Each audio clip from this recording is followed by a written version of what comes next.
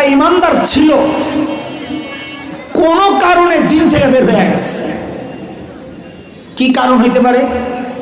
কোনোদিন হয়তো দাড়ি নিয়ে তাচ্ছিল্য করছে, তার খবরও নাই, তার ইমান চলে গেছে। কোনোদিন হয়তো টুপি নিয়ে তাচ্ছিল্য করছে, তার খবরই নাই, তার ইমান চলে গেছে।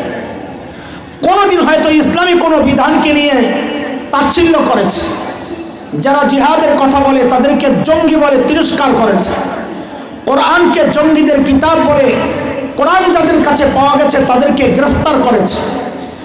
এই টাইপের মানুষগুলো তার নিজেরও খবর নাই, সেই বেঈমান হয়ে কবরে গেছে, তার খবর নাই। পর্দা বিধানকে নিয়ে তাচ্ছিল্য করেছে। সন্তানের বাবার মৃত্যুর পর সম্পদ বন্টনের যে নীতি, ছেলে ডবল মেয়ে সিঙ্গেল, এই নীতির বিরুদ্ধে সমান অধিকারের নামে স্লোগান উঠাইছে। জন্ম নিয়ন্ত্রণের বৈধতা নিয়ে এসে কথা বলেছে। দেশের সুদ ঘুষকে বৈধতা দেওয়ার জন্য সে আইন করেছে। খালি মনে করেন নামাজ পড়ার নাম ইমান না, সংসদে যায়ও বহু মানুষ বেঈমান হয়, তার খবর নাই।